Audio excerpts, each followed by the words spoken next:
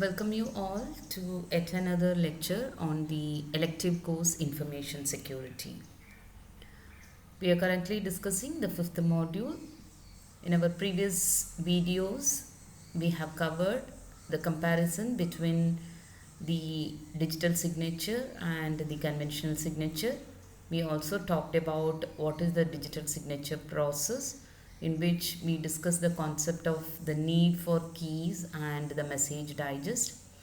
Then we also talked about what are the different services that are provided by the digital signature. So in this video, we are going to talk about the attacks happening on digital signature or the possible attacks on digital signature. So all these points we just started with what is public key crypto system and how public key crypto system can be used for authentication, secrecy or both we discussed. Then we talked about the comparison between the conventional and the digital signature based on inclusion, verification method, relationship and duplicity. Then in our previous video, we also talked about what is the digital signature process and what is the need for keys and what do you mean by message digest. All these things we discussed in our previous video, and then we talked about the four important services that are provided by the digital signature, which is nothing but the authentication, integrity, non-repudiation, and for confidentiality we need to include the encryption and decryption by using a different pair of public and private keys. Then all these things we covered in our previous video. So here we are going to talk about what are the possible attacks on the digital signature.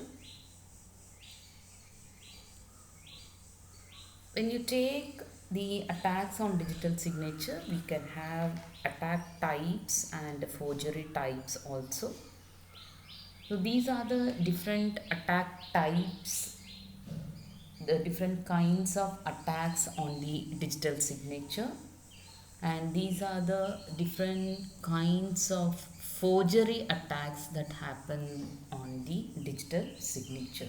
These are possible, right? So why we are learning about the attacks also? Only if you know what are the different types of attacks or what are the different possible attacks that may happen on a particular crypto system, we can make it more secure or we can make it rigid over all these attack types. Okay. Now, if you see here, the two important attack types are key-only attacks and message attacks. Again, the message attacks can be again classified into known message attack and chosen message attack. Under the chosen message attack, we have generic chosen message attack as well as the directed chosen message attack. And on the other side, the forgery types, we have total break, universal forgery and selective forgery as well as existential forgery. These are the different types which we will be discussing here. Now, whenever we are going to talk about these attack types, we are going to assume C is the attacker and A is the victim. In our discussion, in the textbook of cryptography and network security by Farrouzan, you might have observed Alice will be considered as the sender and Bob is considered as the receiver and Eve is the attacker, right? That is how the entire textbook used the sender, receiver and the attacker. But here for this example, for the attack types, we are going to consider C as the attacker and A is the victim. That means A's signature is the one which is being misused by the attacker called C, right? So that is why we call A as the victim.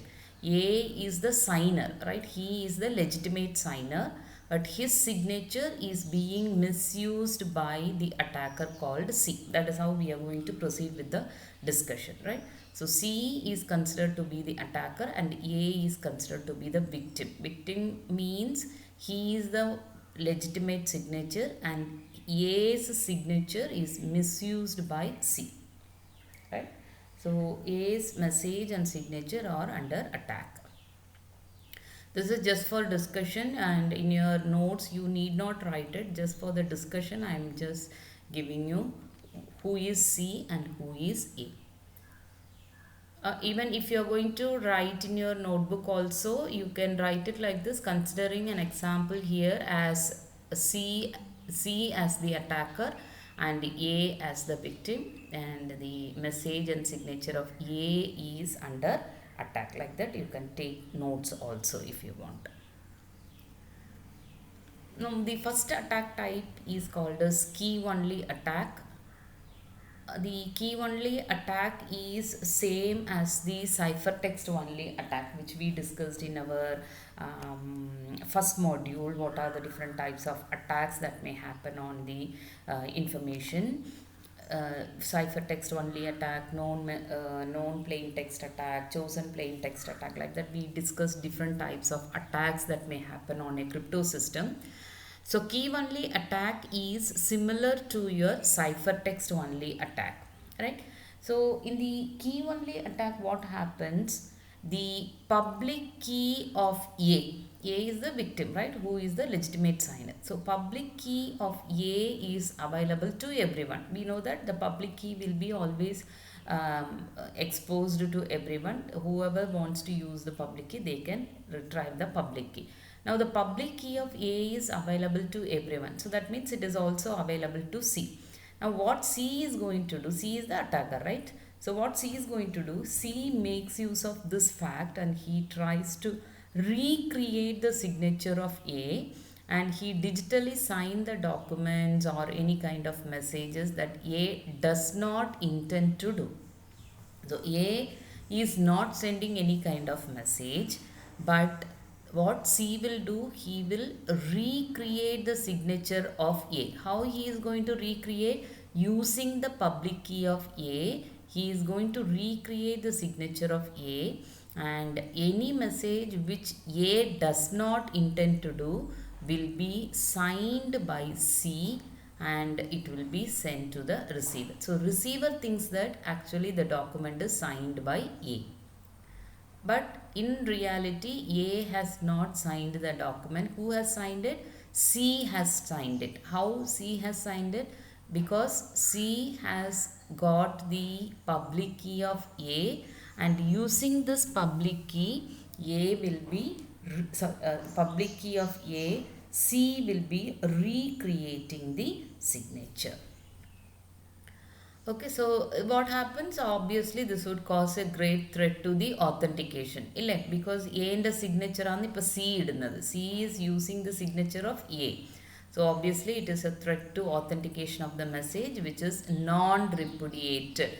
So this is another very interesting thing. If you want to avoid key only attack, you can go for the non-repudiation service by the digital signature.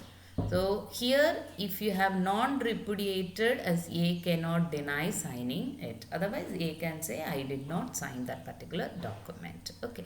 So this is what you call as key only attack. It's very simple. Since the public key of A is available to everyone, it is also available to C.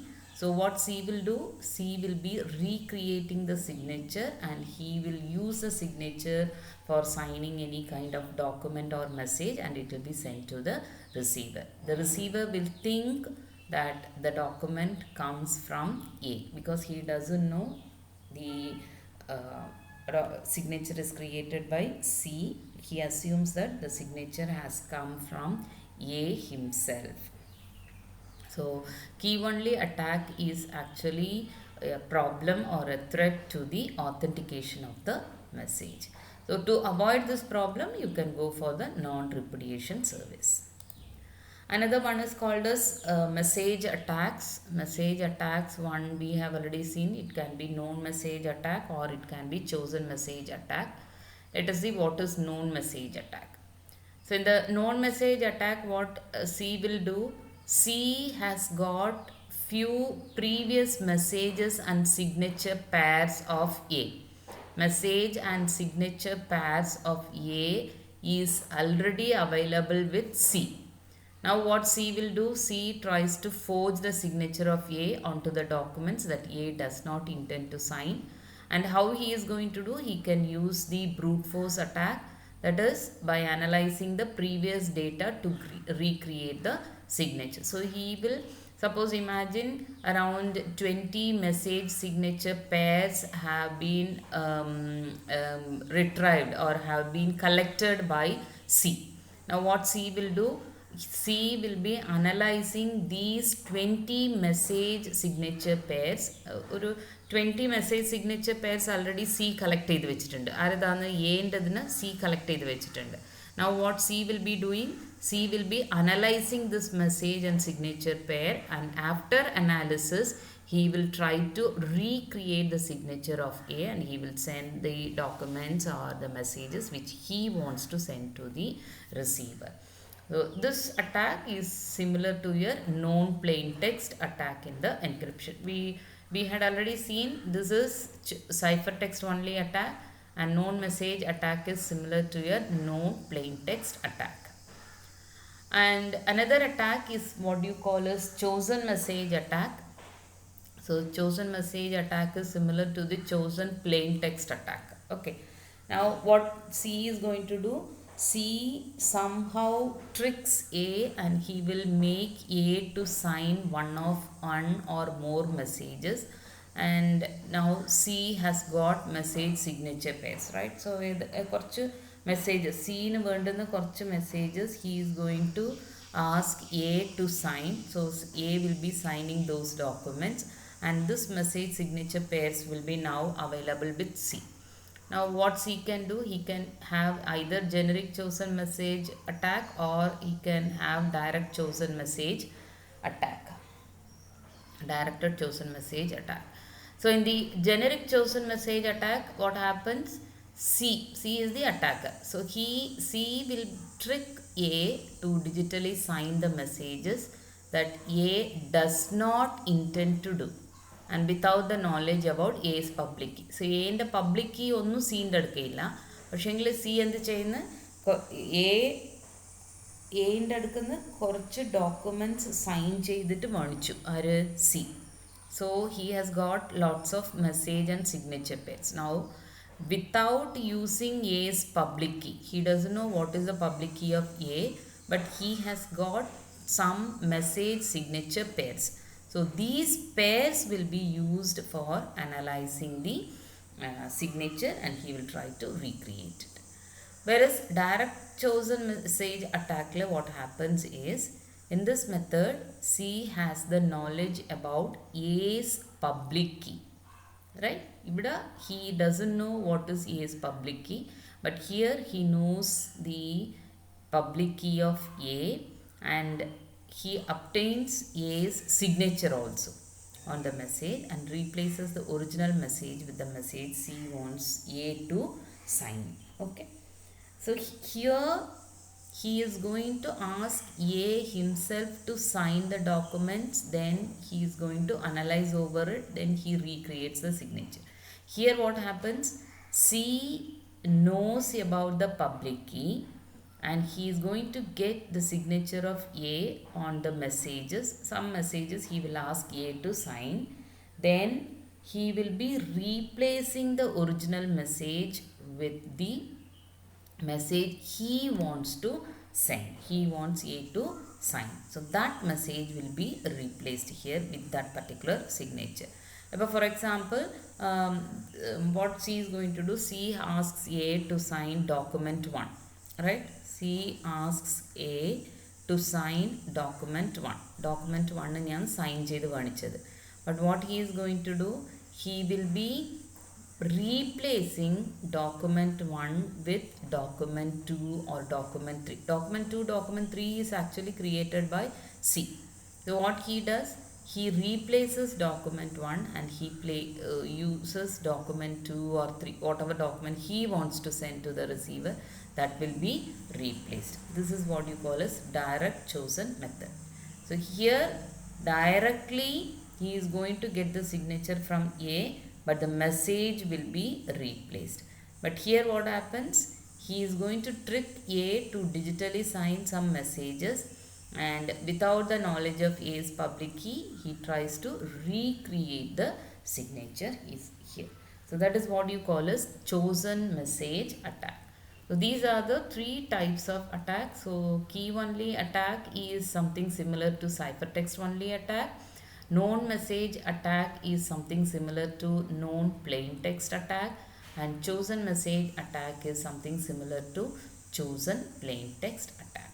So these are the three possible attack types on digital signature.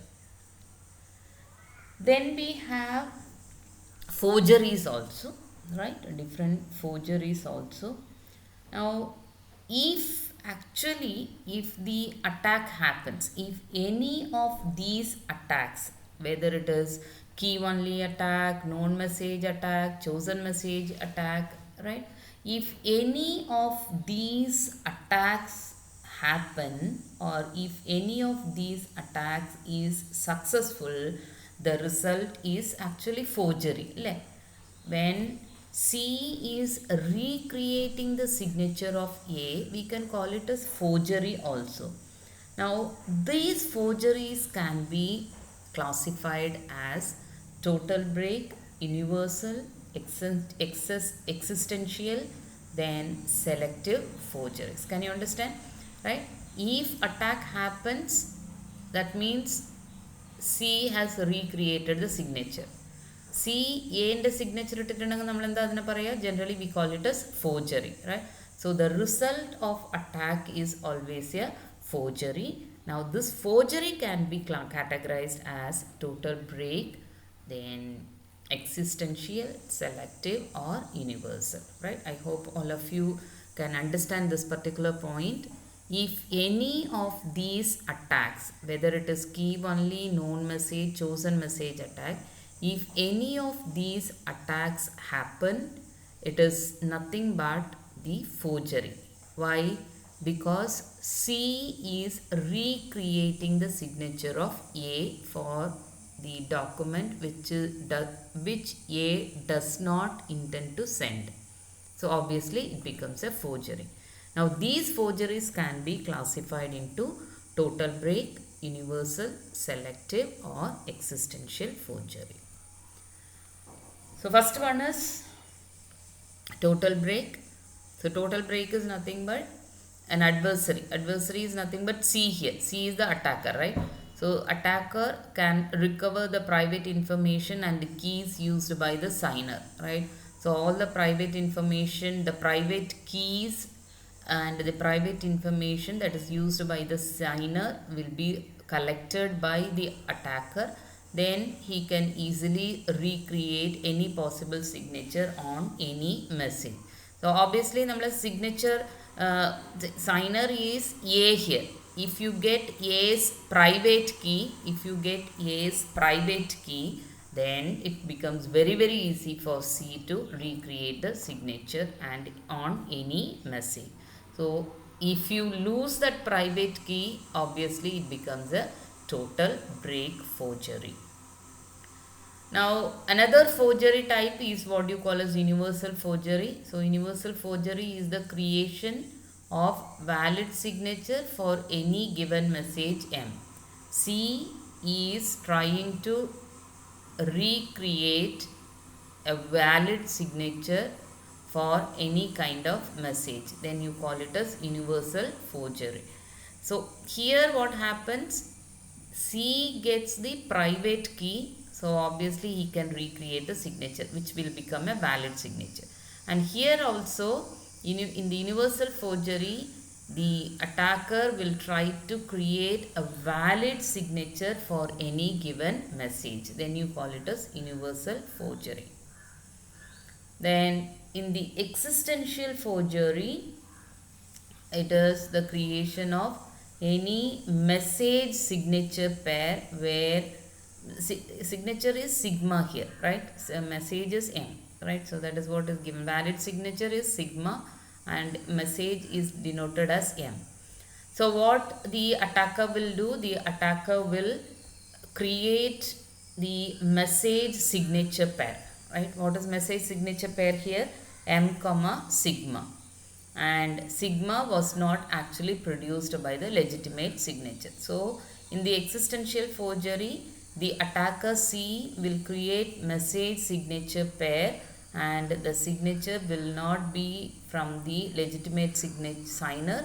Instead, it is recreated by the adversary.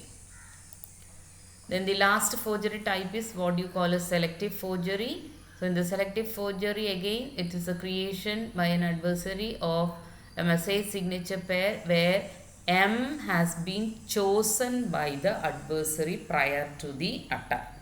That is the only difference. See, existential forgery, what he is going to do in the existential forgery, he is going to have a message signature pair, and the signature will be a valid signature, but it is not actually produced by the legitimate signer. But here in the selective forgery, what he does, he is going to create message signature pair, but the messages will be chosen by the attacker. Before the selective forgery attack, he chose lots of message signature pair, and based on that analysis he will be recreating the signature. So that is what you call as selective forgery. So these are the different attacks or different possible attacks that may happen on the digital signature. So in general, we can have key only attacks, message attacks. The message attacks can be known message or chosen message, and chosen message attack can be generic or directed chosen message attack. So if any of these attacks is successful, then the result of it will be obviously the forgery, because digital signature scheme will attack in the only thing is you are going to recreate the signature. So the result of these attacks are obviously any of these forgery types. So forgery can be a total break. How do you get the total break? If the private key is available to the attacker, then obviously he can sign any document. So it can be a total break. Or universal forgery. Universal forgery is nothing but you are going to recreate a valid signature.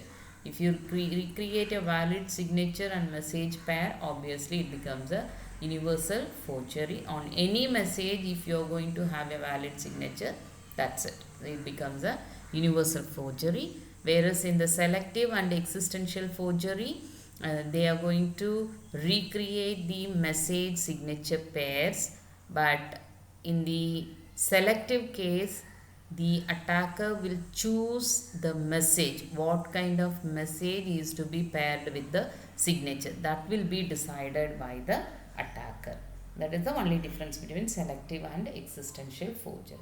So this is what you call as the attacks on digital signature, right? So in the next video, we will be talking about the digital signature scheme. The very important and very popular digital signature scheme is the RSA digital signature scheme, which we will be discussing in the next video. Thank you.